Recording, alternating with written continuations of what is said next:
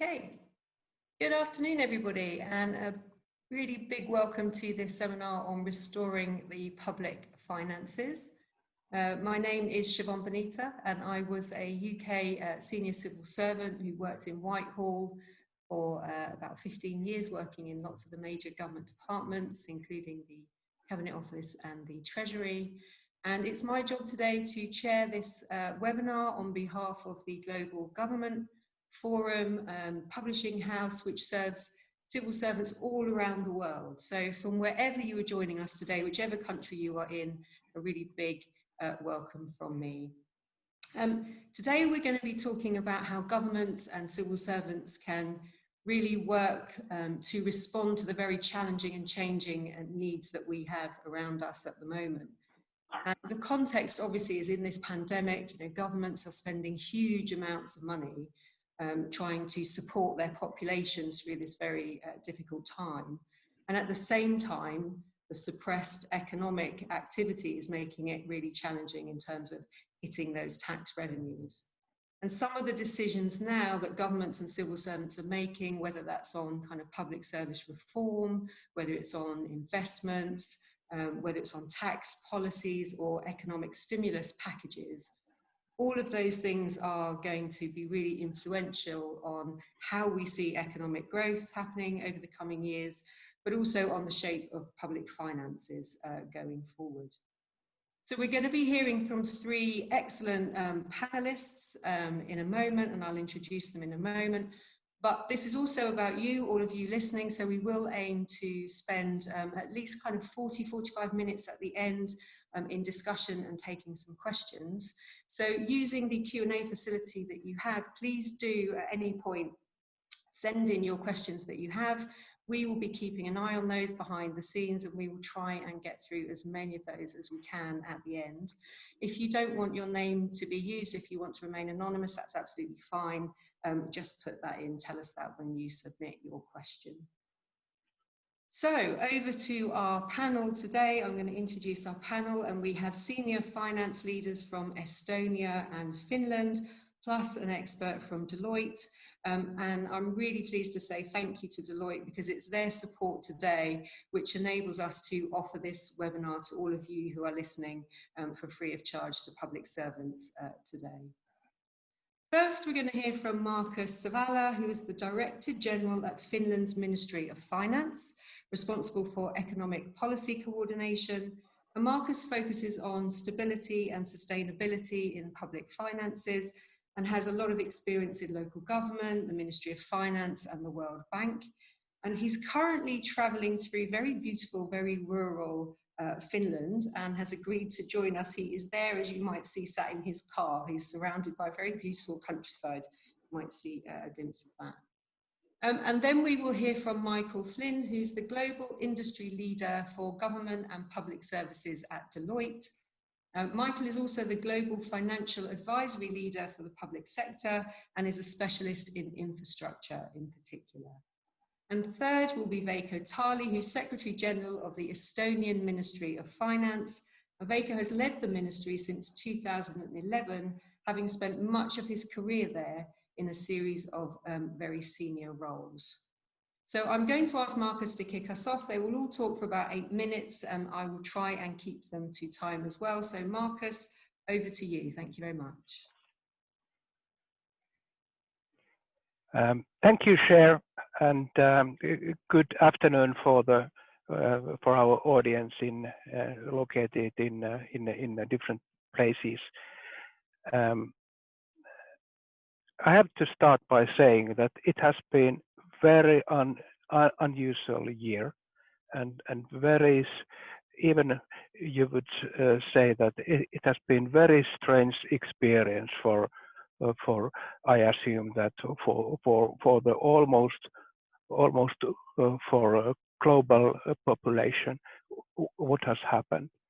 Some of us has lost close friends or relatives. Actually, I think so that we all have had periods of fear regarding our own health or health of our relatives, and also the economic short-term losses has been such that many families has lost income, perhaps permanently their livelihood, and so a lot of negative things. But there are also positive sides, and this is something I somehow feel that the thing that I'm participating in this international conference from remote village in eastern Finland, between big lakes. This is something which I haven't. It would have been very difficult to imagine that only, let's say, 6 months ago or last year. This epidemic has forced us to rethink how we organize our daily work. In the Finnish context, according to EU statistics, in the share of labor force working distantly has been one of the highest among the European Union countries, and in fact, almost whole central government civil servants is working remotely, and also, of course, it's not always that easy, but when you learn it, you somehow learn how to avoid distance. So, and also, second thing is that in the public administration, this current our recent experiences has taught us very much. And one aspect is that when we are now planning our recovery plan and how we participate in the European Union RRF program, we try to do it a way that we communicate with the regions very much. And this is a reason why I'm located here in so beautiful place. And I'm middle of meetings between different local players here. And this is also something which has the crisis has forced us to understand that the things should be done very differently. Regarding how the Finnish government has tackled the epidemic and the consequences, I may note that already in March this year, we formulated a plan, kind of three-step plan. First, we need to curb the epidemic. Well, in many sense, Finland has survived quite well. There are some reasons which are not connected directly to public policy, but things are due to low population density, and also the fact that Finns are relatively reserved people, don't easily come near to each other, so it's good for the avoiding the spreading of the viruses. And second thing was that we decided that we don't worry how much these measures to curb the epidemic will cost, and the results are almost astronomical. The planned deficit for the central government in a budget was 2 billion euros, and now we are somewhere at 18 billion euros.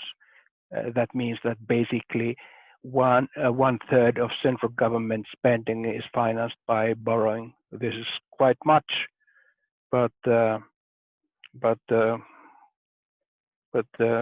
is something what Finnish government decided to do.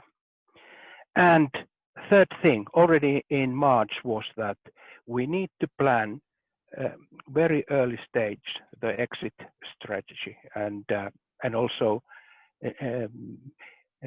we understand that in addition to domestic economic problems, we may face very severe crises in a world, in a global economy, a world trade, which may harm our economy in the long run. And so basically, even the epidemic is now seem that the kind of second round is very near, but we still think that we need to very strongly put the reforms at place to make Finnish national economy more competitive and also capable of taking let the new growth phase to start. And finally, one aspect is that even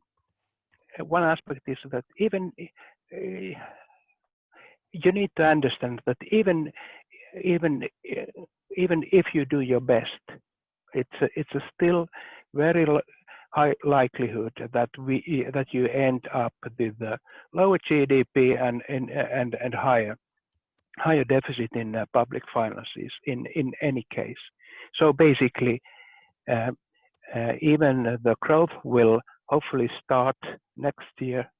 There will be long-term economic consequences, and you need to prepare for the policies to stabilize public finances in a long term. But perhaps experiences are quite similar in other countries, and it will be interesting to hear what the other panelists have to say. Thank you very much. Thank you so much, Markus. Thank you. I really like that opening where you touch on the kind of the human elements, and it's really important that we don't all forget that, you know, how much this has cost people, not just in financial terms, but also in terms of emotional, kind of the fear and health issues as well. So it's really good to hear that at the beginning. So just to summarize there, I think really interesting you talk about how there are opportunities to do things differently, to learn from things, to not make similar mistakes from the past, but also a kind of a deliberate, explicit money is not an object in terms of how we curb this epidemic in the first place, and acceptance that going forward there will be lower GDP and higher deficit. So thank you very much, Markus. Michael, I'm now going to hand over to you for your presentation. Thanks, Siobhan, and it's great to be here, and I do hope everybody is safe and well. It's because we are living through these unprecedented times. I guess what we've seen is COVID has placed government and public services at the center of solving everything at the moment. It's from health, economy, and then wider social issues that are happening because of COVID and other pressures that are there. And these are all interrelated, but also very complicated. But supporting that, and Markus talked about the financial impact. I mean, there's over $10 trillion has been committed globally to support the economies. And then, as you said, it's even widening as a funding gap because you've got the lower tax receipts because of impacts on the economy that are there. So, but to put that in perspective, that's over 3 times more than the supports that were in place for the 08-09 financial crisis, which we all thought was expensive. So just put it, but this is significantly different because it's not just for pockets of industry. It's not just for pockets of the world. This is affecting every citizen across every economy. It's got a wide-ranging impact on society, which Markus touched on. But it's got to impact. It's impacting how we can work, whether we can work, and it's also the likelihood is going to change how we work going forward. So it's got a longer-term play, and it's also changed our view as to what we see as might be essential. What are essential workers? Is probably different to what we might have thought about had we been asked the question a year ago. But also what is essential to run our economy is different because we might have talked about roads and rail before to move people around because we need to get our workers, but now it's around digital.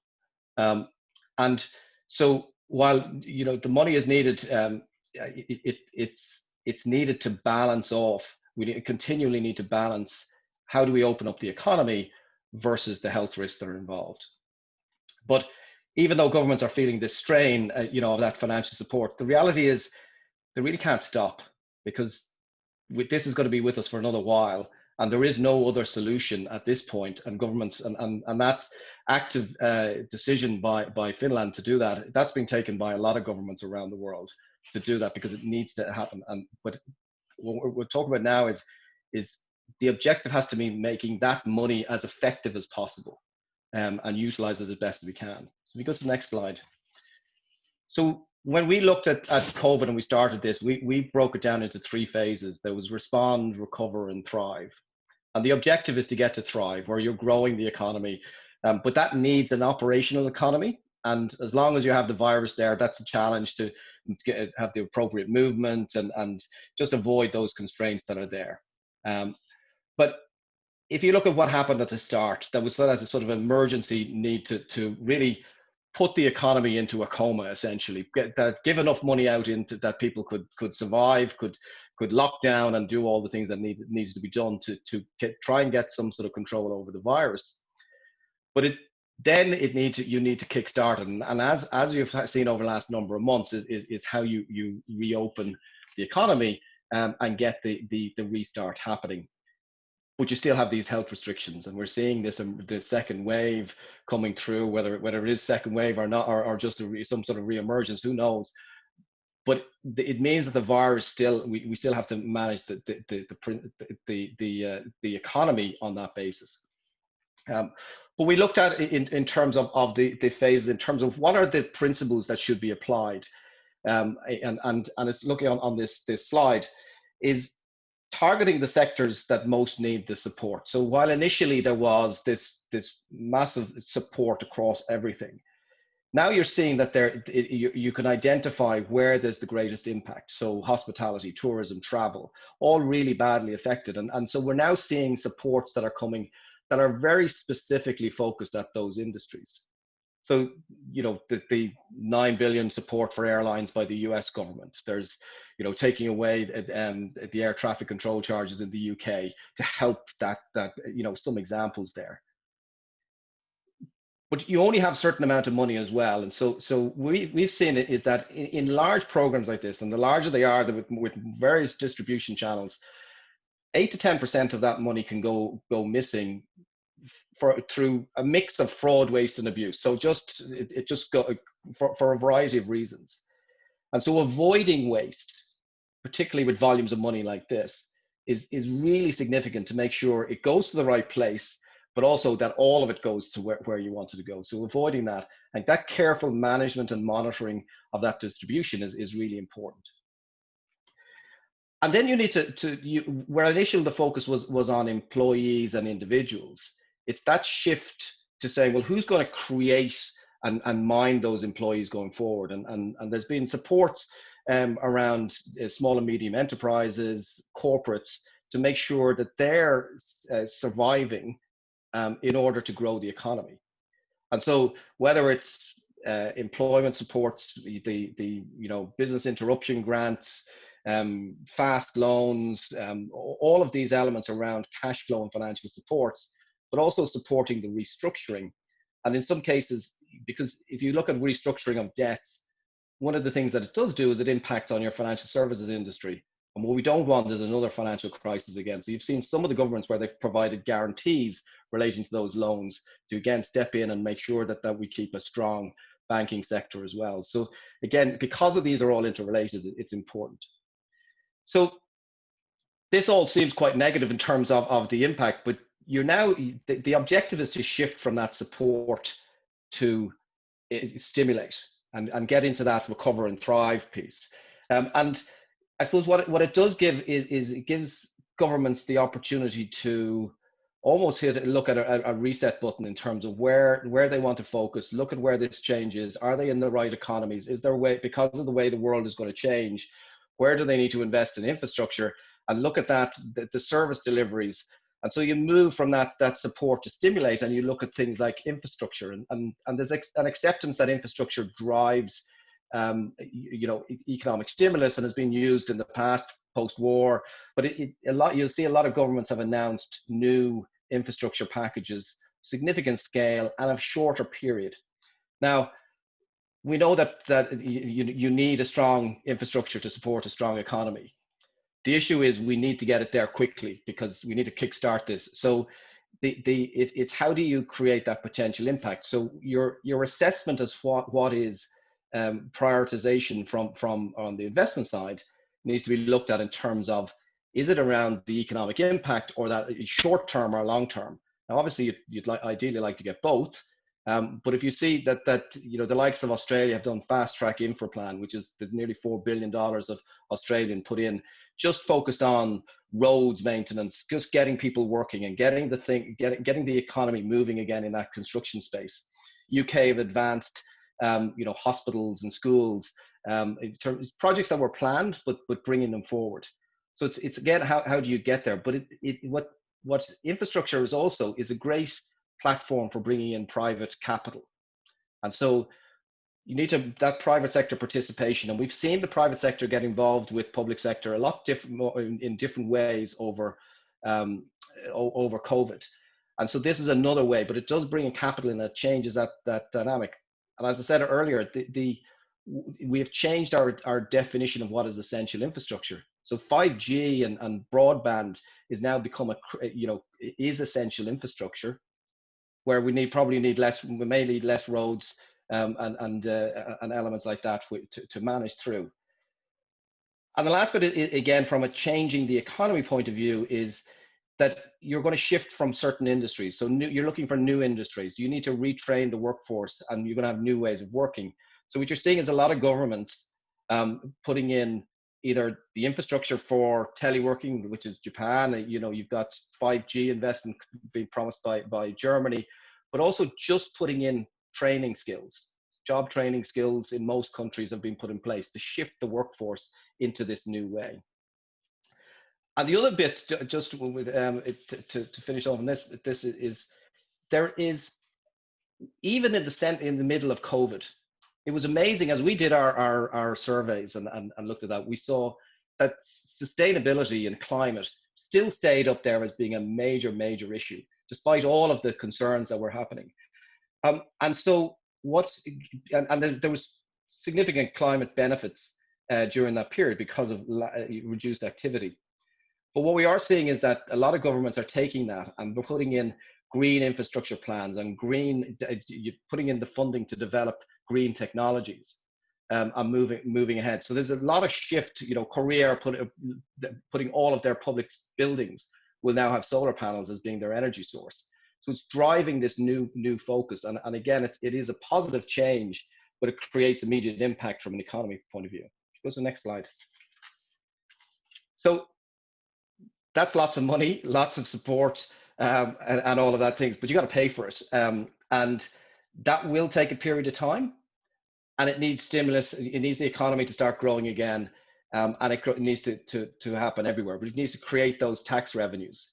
But the activity, even of that spending, will start creating that by itself. Obviously governments have increased borrowings, but you can only do so much of that. And the rate can only stay low for so long, and manage your way through that. And so driving the stimulus piece is a critical element. And so balancing the books here in terms of what you got to spend and how do you, is that driving the stimulus, making sure that you don't waste that money. And so is making sure it's being put in the right place, that it's managed effectively, that you reduce the opportunity for fraud. And that's putting in, at least even putting in the deterrence in there, pre and post giving out that money. So chase the money if you think it's gone to the wrong places. But there's also that efficiency and cost reduction. So that shift to digital, which may require an investment, but over time it will change work practices and efficiencies, and it should make these services more efficient. So the bit is can that change the role of government and how it fulfills its service? And I talked about the different interaction between public and private during COVID.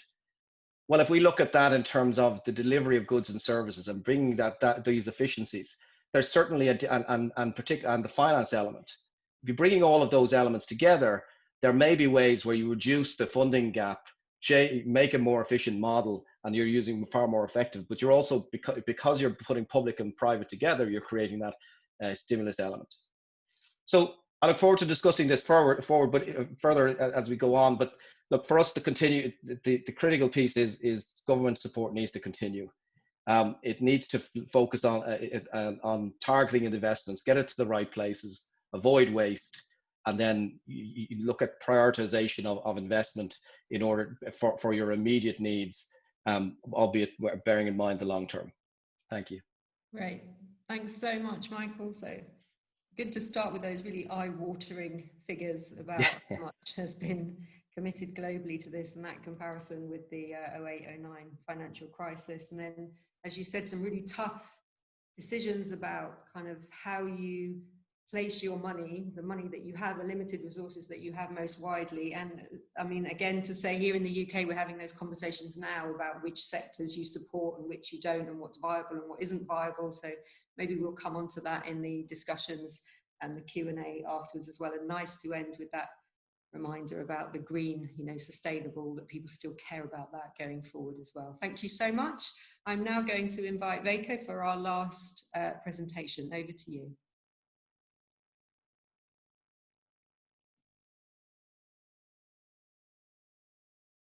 Just to remind you, need to come off mute, Veiko, please. Thanks. No, it's okay. Okay, thank you. Very interesting, Michael's presentation, and I'm trying to describe Estonian case. So and how it happens and how it's going to look forward, and I think it will be also interesting for others, because it's quite a different situation comparing with previous crisis of financial crisis of 2008 and 9. Please, can you move the next slide?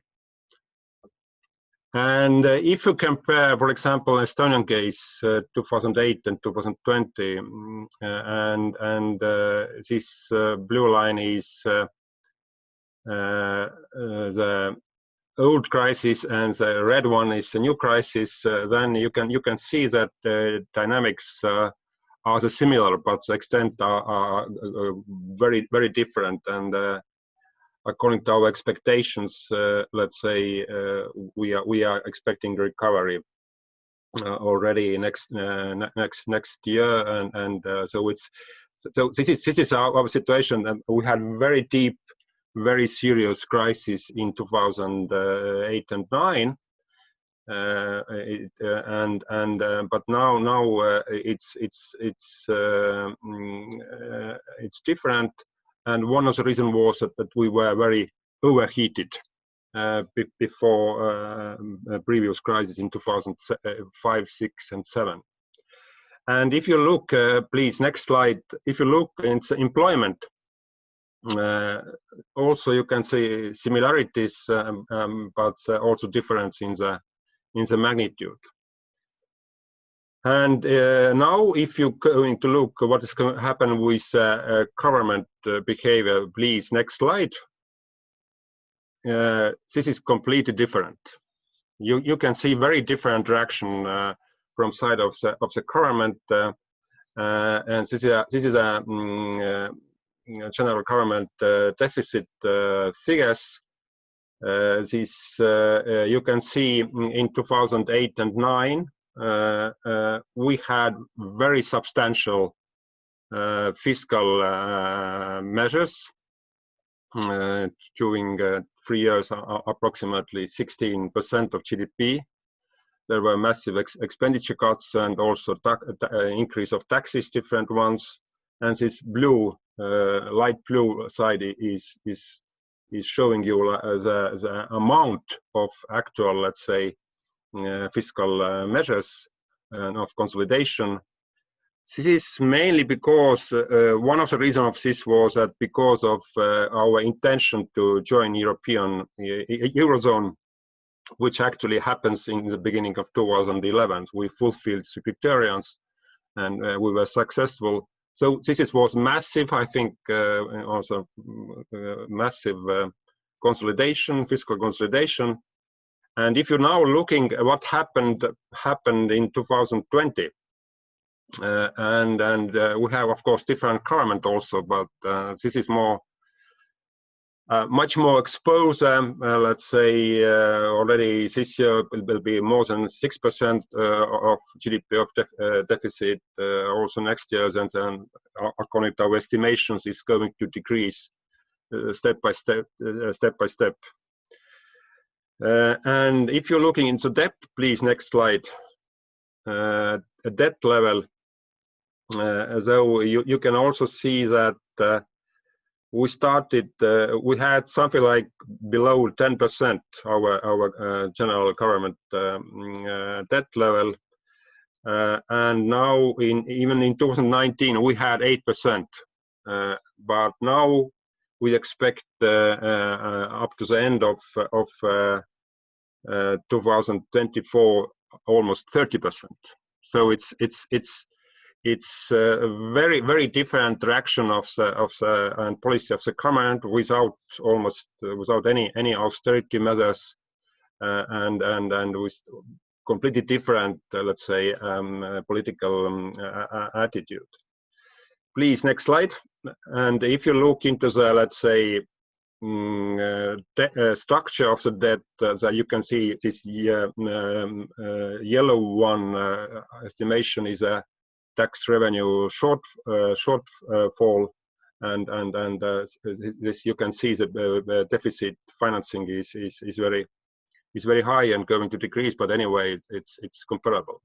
Now, please, next slide. Maybe just one. Even, let's say, even after these drastic fiscal, let's say, exposure, Estonia will expect to stay with the lowest government debt level in the European Union, but who knows definitely what's going to happen in 2000 and during next years. Again, please, next slide. When we started with this COVID, and we in March and April, with very difficult situation, and we introduced different mitigation measures, around 2 billion of euros. Estonian GDP is around 30 billion euros. And there was a big amount of financial instruments we introduced, but they actually have not been used, guarantees and loans mainly, so much. Mainly we had some kind of wage support scheme, which has been used. And maybe you can also now turn to next slide. And this is maybe kind of success story, or let's say we succeeded to have very quick wage support scheme. And if you're looking into this slide, in the last quarters, these light orange, this was in addition to usual unemployment benefits. We introduced wage support schemes for the most vulnerable during crisis companies, and you can even see that this during March, April, May, and June. Even in April, it was even 10% of total wage bill of the economy. So, and this measure was very quick. It was just decided, and in the middle of in the end of March, and already paid in April. And which is our experience shows that this was very effective. It was around 300 million euros, but more than 100,000 employees get this additional support for wages. Okay, let's turn to next slide. What is a big question? Of course, the big question is already Michael describe, and this. Okay, Estonia has the possibility to have more fiscal space, have a possibility to borrow money. The big question is how this money is used. In what extent we are using this money for the next, let's say, growth, for creating new tax base, future tax base, or what just wasting, spending this money, and this is and nobody knows actually what is going to happen, what is a new normal after the crisis, what will be the structure of economy, what are the changes in the structure of economy, and maybe we have some understanding that everything which is related to digital, IT sector, which is already a quite big part of Estonian economy, it's going to gain. And we have had a lot of discussions also in Estonia, for example, of the tourism, or let's say accommodation and restaurants and everything related to these hardly hit sectors, which is true.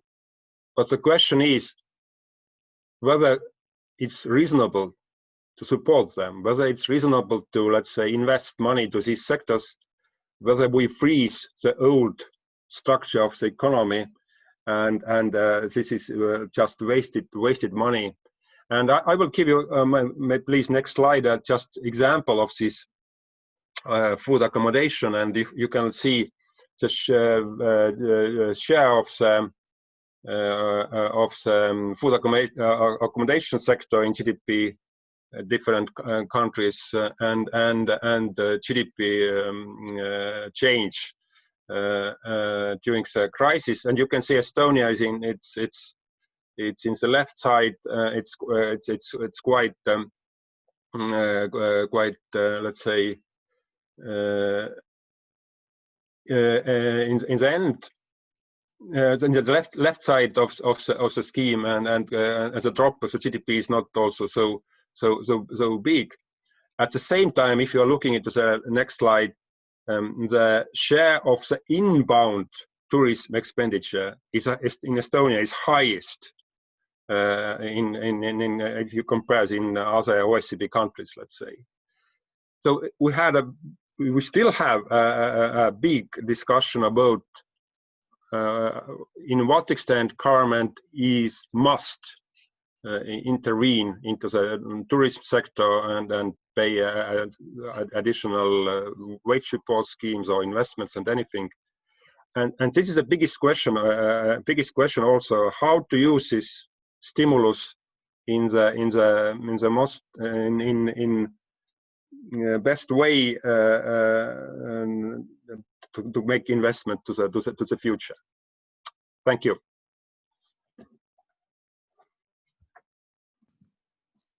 Thank you so much, Veiko. So again, interesting to see the difference they said in how Estonia is responding to the pandemic that we're in at the moment compared to the crisis of 2008, 2009. Also good to see, some of the successes there, I think, of being, where you reacted very quickly and where you responded very quickly and were fleet of foot in giving the kind of support on the wages, especially to the most vulnerable. But then again, coming back to, I think, which all three of you have touched on, this really difficult issue about where do you place now the kind of investment, the limited resources that we have, and knowing which sectors we need to support from a kind of emergency response, but also which ones are going to provide that foundation for a stronger base going forward. And I guess that's the crux of what we're talking about today. That really gets to the heart of what we're talking about today. So thank you to our three panel members there. We've heard from all of them now. And just a reminder to people watching, wherever you're watching from, please do now start posting some of your own questions, because I'll be coming to all of you for kind of questions to put to the panel members in just a short moment. But just to kick off that discussion, and I think all of you touched on this at some point, which is kind of looking back to the financial crisis of 2008 and the austerity measures which were kind of widespread across different countries in the response to that. I think there's a recognition now that that response did create problems, in particular in terms of leaving lots of people in kind of more unstable jobs, in poorly paid jobs, and certainly in some countries in particular led to an increase in inequality we saw in our societies, and also a rise of populism, I think, in a lot of countries as well because of that, which we're seeing very much now. And I think COVID and the pandemic at the moment has shone a light on that inequality that exists in our society. So I'd like to ask each of you, and some of you have touched on this though, how you think that governments and civil servants are considering this going forward, that in their response now and in the kind of context of, you know, what people are calling building back better, how we make sure that in terms of those investments that are made and where we place that kind of economic stimulus, we don't make those mistakes again, in particular with regard to unintentionally widening inequalities. I think, Marcus, I'm going to come back to you in beautiful rural Finland there to answer that first.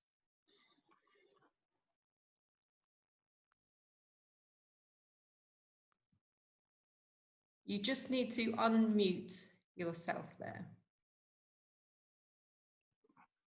Sorry, could you kindly formulate your question more directly? I didn't really understood what you wanted to ask. Thank you. Considering the austerity measures that lots of countries put in place in response to the last financial crisis, the financial crisis of 2008-2009, many of those, I think it's recognized now, led to increased inequalities. So how do we make sure in our response to the pandemic that we don't make those same mistakes?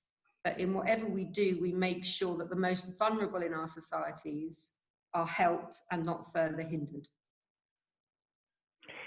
Okay, can you hear me now? Yes, thanks. Okay, first comment is just factual. My feeling is, and actually the statistics support my conclusion.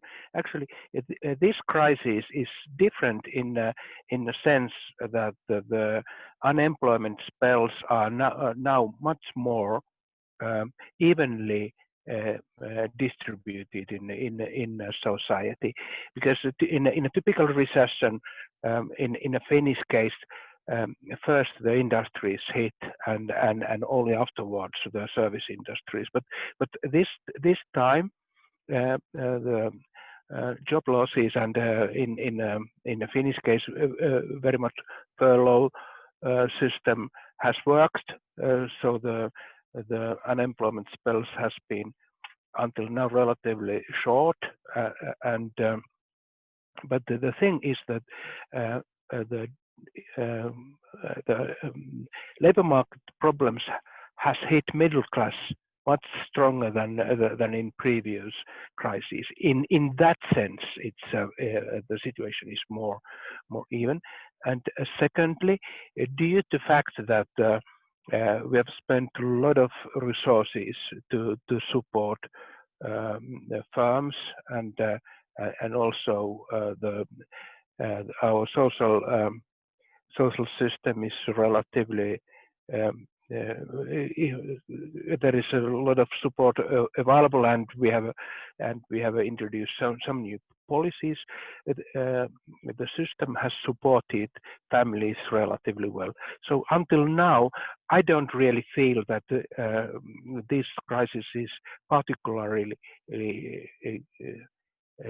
difficult from the inequality point of view. But of course, this is something which you need to watch very carefully. Thank you.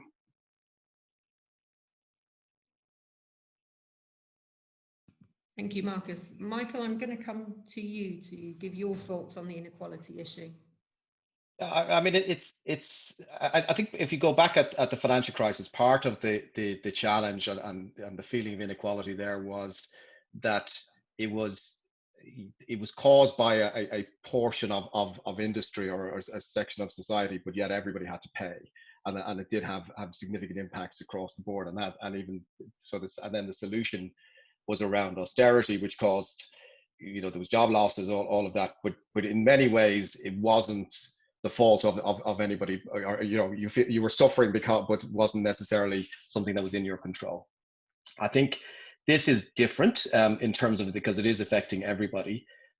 However, it's still ending up with two layers, because you have those that can jump on calls like this and do our job over online, and those that can't, which is more manual labor, and then if you go back to when we were all in lockdown, while we could all operate like this, the essential workers were, in many cases, our lowest paid workers in grocery stores and even some health workers.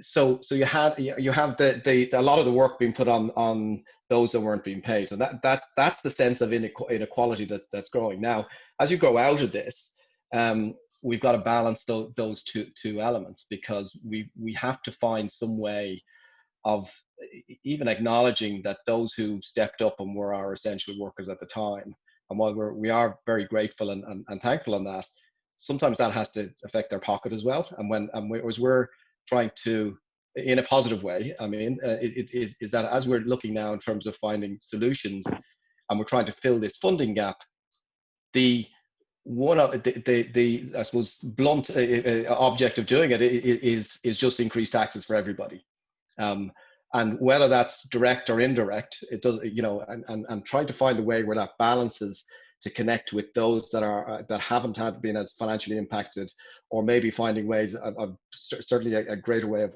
pushing it into higher paid people is probably easier way.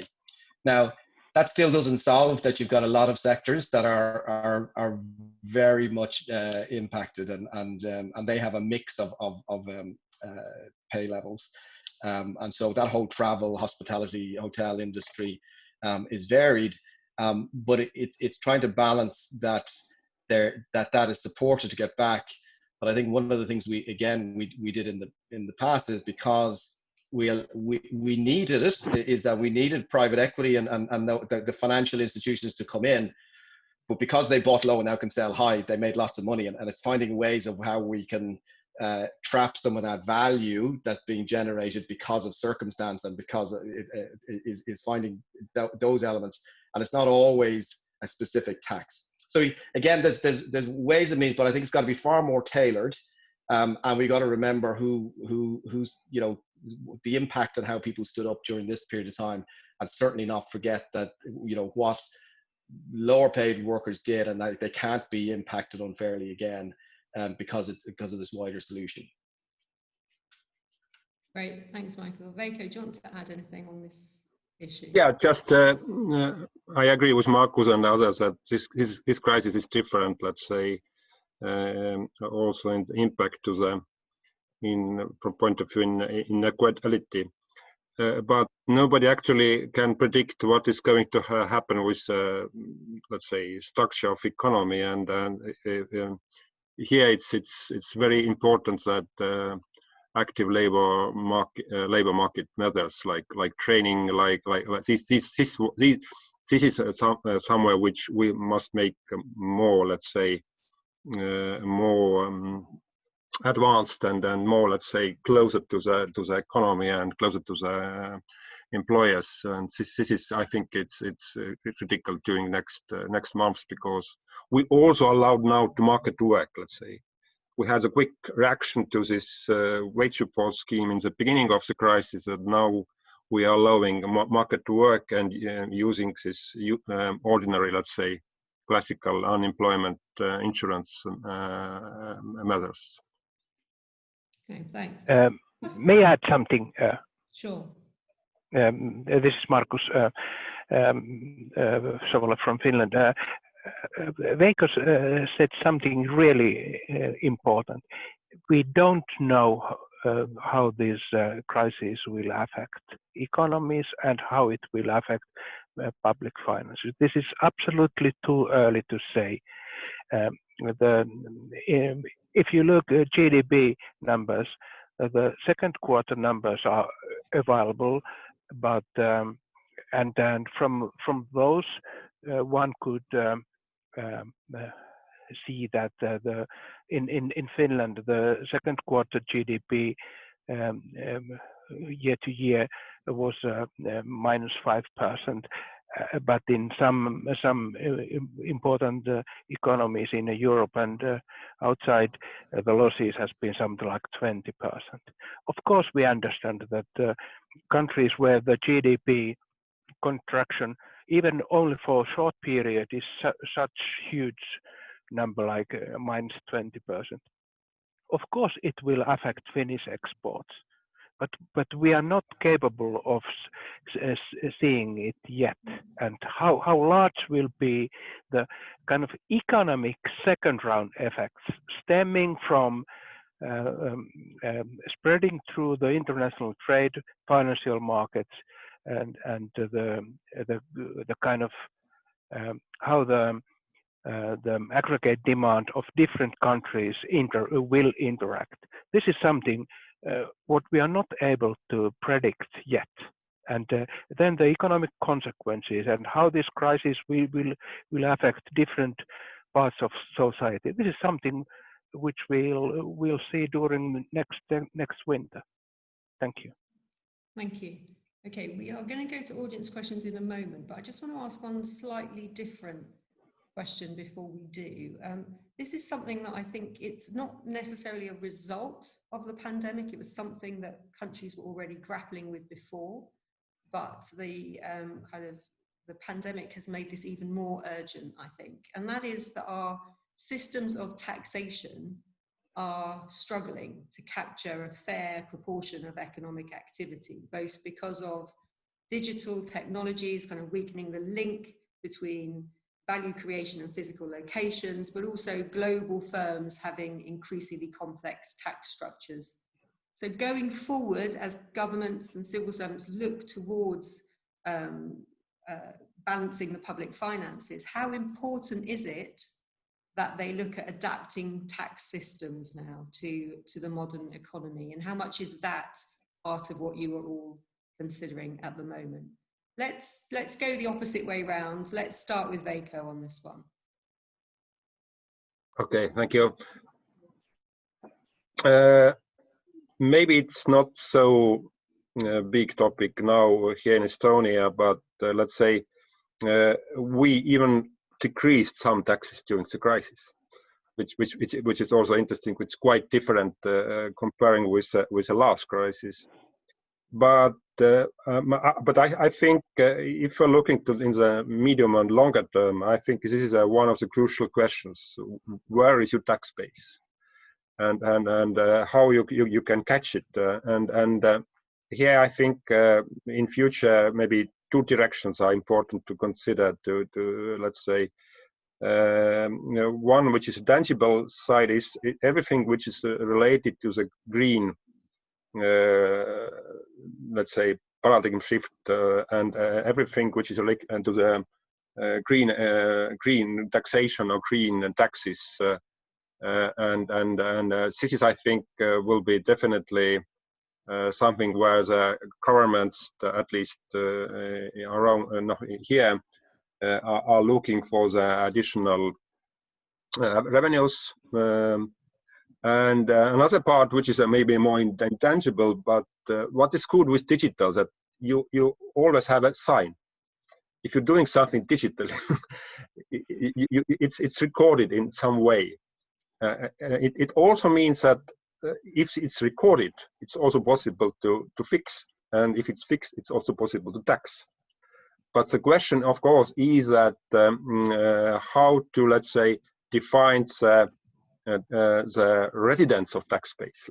This is a big question to agree between countries and regions but definitely if you have some kind of digital transaction tax, so digital taxation in general, I think in principle it's a simple and effective way to tax. It's a question of whether we are able to agree about the rules and regulations, especially out of borders. Great, thank you. Michael, do you want to come in there?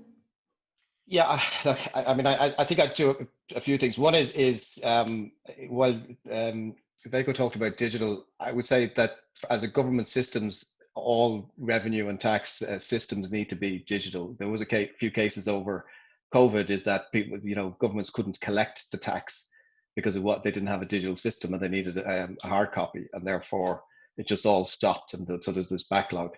So just as a starter, but I would go back in terms of looking and saying when we're looking at tax reform, it's looking at the government services that are being provided and who should provide them and how that should be funded. Is it paid through taxation, or, and I talked about the private sector participation, is there ways where you can get third-party income or charges brought in so that the users get charged linked rather than it just being spread more across the tax base?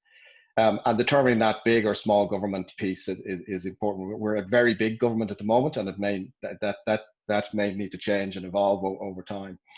But it is that balancing between national and global revenues and how all those interact, and making sure that if the substance and finding where the transactions happen, as Veiko talked through, they're the critical pieces, and we have all the technology to do that. We can set up the platforms to do that.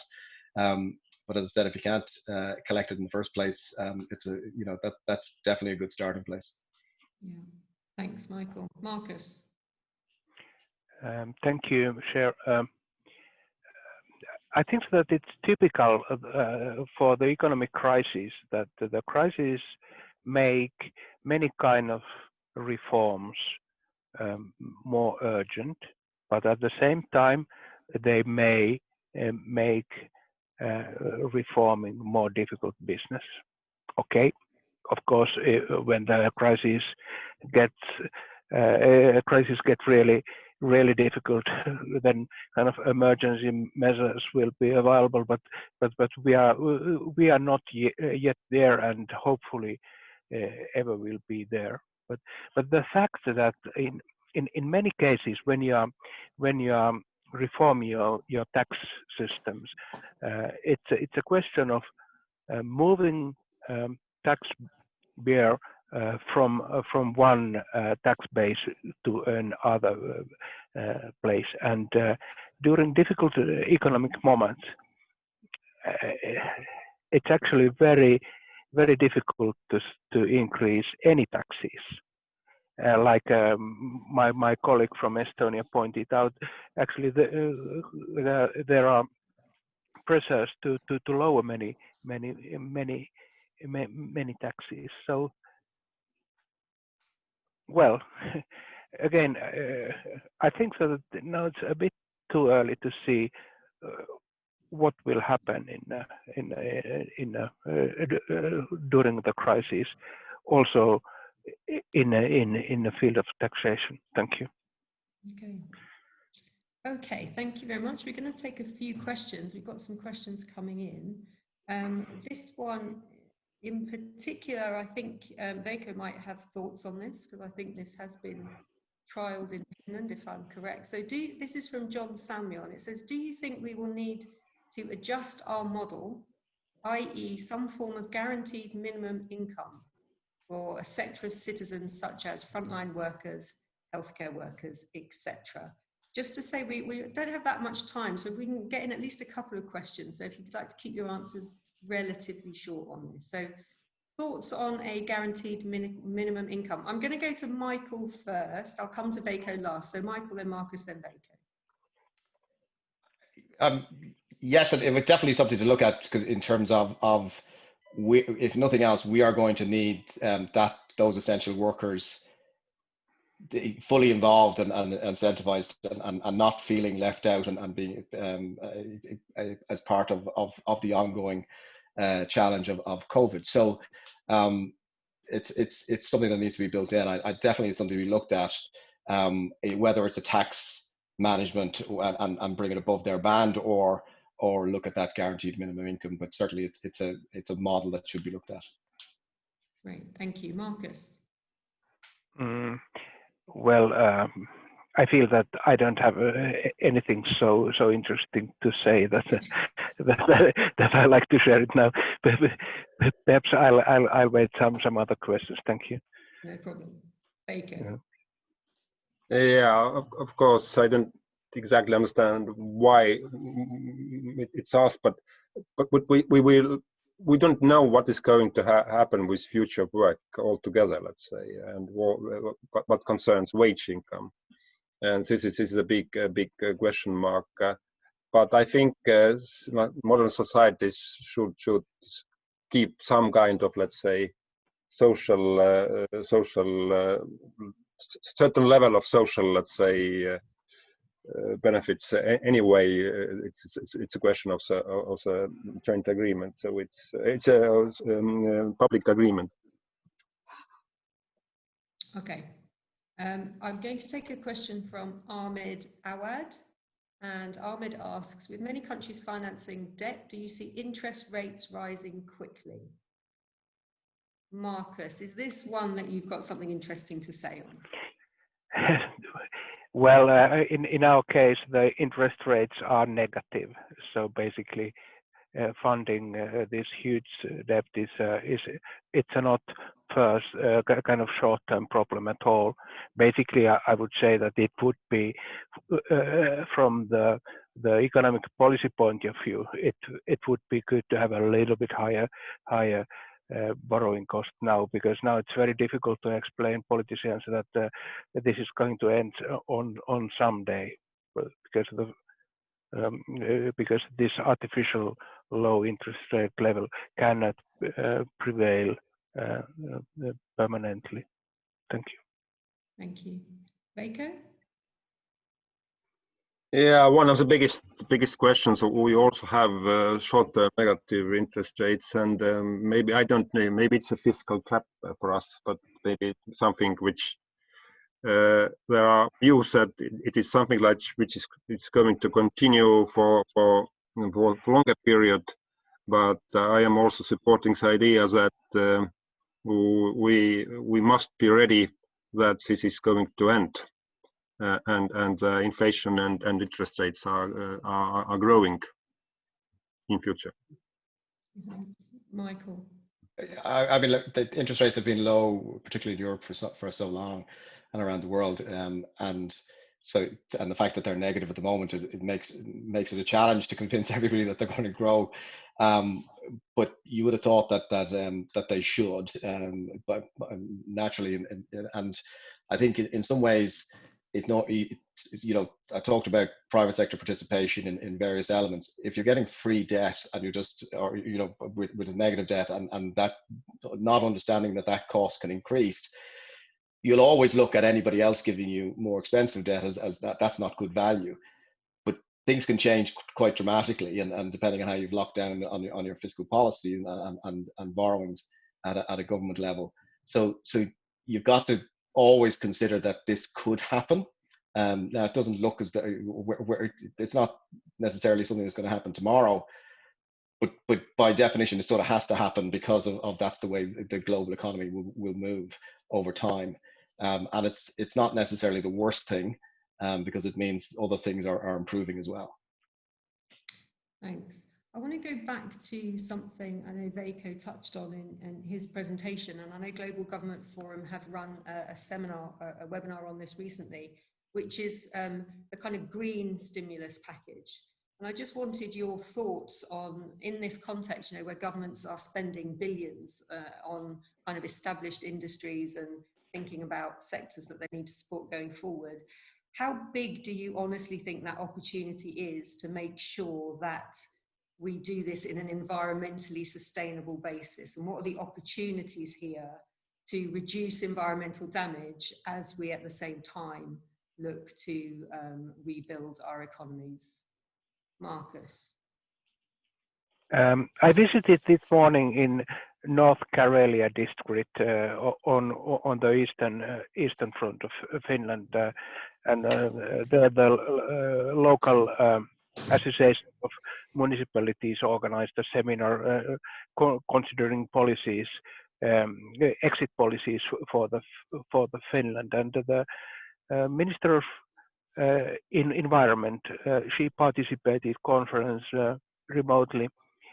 She expressed the thing very clearly that because every euro can be spent only once. So what you do for your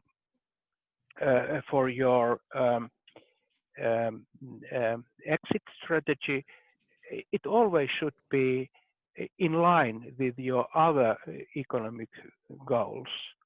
Just because if you are spending money for renewing your economy, it's wise to do it a way that it also supports your other targets at the same time. And in the Finnish case, we are now preparing for this European RRF package, and basic rules of this investment support package is that 37% of the expenditure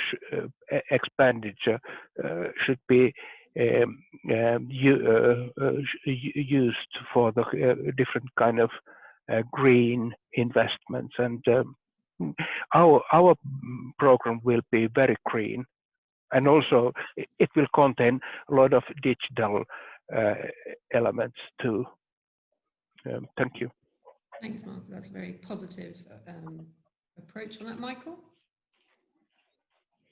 I mean, as I mentioned when I spoke, it is sustainability and sustainability investment is becoming central to those infrastructure plans, and a number of countries have put in, as part of their stimulus package, that investment in green elements.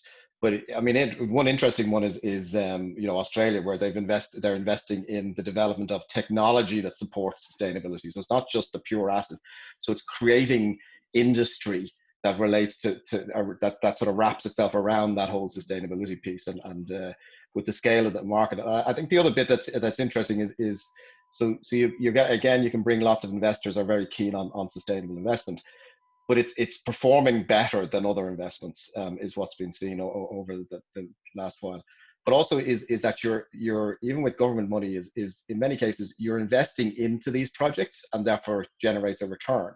And so it isn't always just a funding, put money in and it doesn't come out. Is that there certainly are projects which can create capital in the future, albeit it may need public money today. But certainly there's lots of rationale as to why governments should be pushing that agenda, apart from it's good for the world as well. Right. Thanks, Michael. Veiko. Yeah, I agree. What already Markus and Michael said, that I think what is important that we should seek, let's say, the highest profits for economy and society, where the digital and green are integrated, let's say. Such investments where, let's say, they are taking it into account, and of course this is also related to not to the health, let's say, but all industries actually, where using digital, let's say, technology to get green results. Right. Thank you. I'm conscious we are running out of time, so in the last few minutes that we have left, bearing in mind we have over 100 civil servants from different countries tuning in here, all thinking about this issue of the public finances and that getting them back on track while also addressing the challenges that we're facing. Can I invite each of you just to give a closing remark, a minute or two, on what do you think civil servants should be focusing on most over the coming period? What do you think the key things are they should be thinking about? And I am going to ask Michael to kick off first on this one. Sure. Thanks, Siobhan. Look, I said it before, it's focus on the sectors that need it most. You only have a finite amount of money. Don't waste it. So make sure you're tracking, doing the analytics, avoiding fraud, waste and abuse. and then shifting to stimulus, and again is prioritizing based on immediate economic impact, because once it's invested, it will create that longer term piece, but you need that stimulus now. And obviously sustainability wraps itself around all of that, but it's connecting those elements.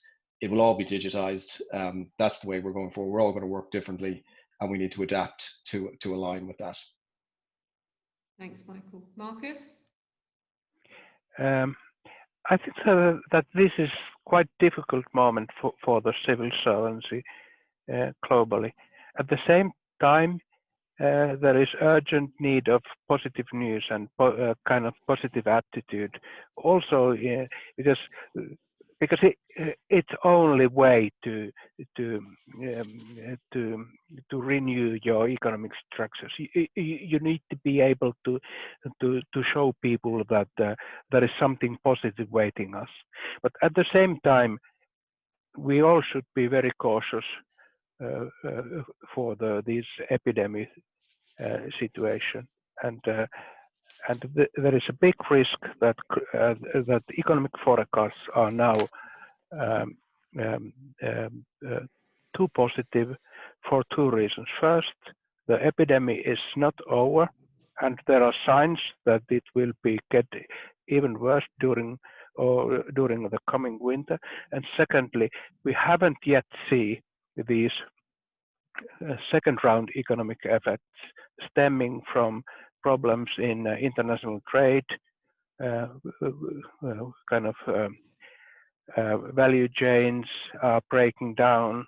All kind of economic problems are still not visible yet.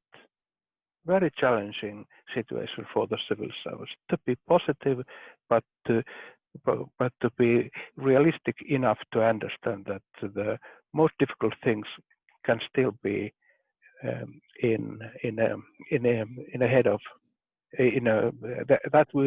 that we will face even more difficult times in the near future. Thank you.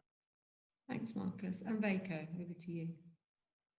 Yeah, I agree with what was already said. I think, as usual, with civil servants, it's the most difficult task is just to tame politicians or to persuade politicians that whether they are, let's say, political instincts are dominating over, let's say, some rationality.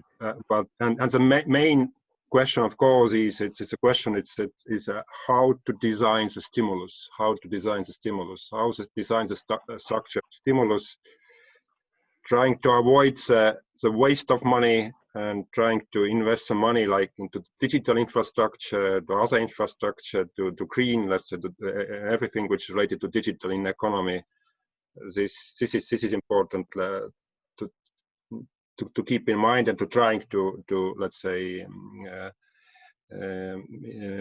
implement. Thank you.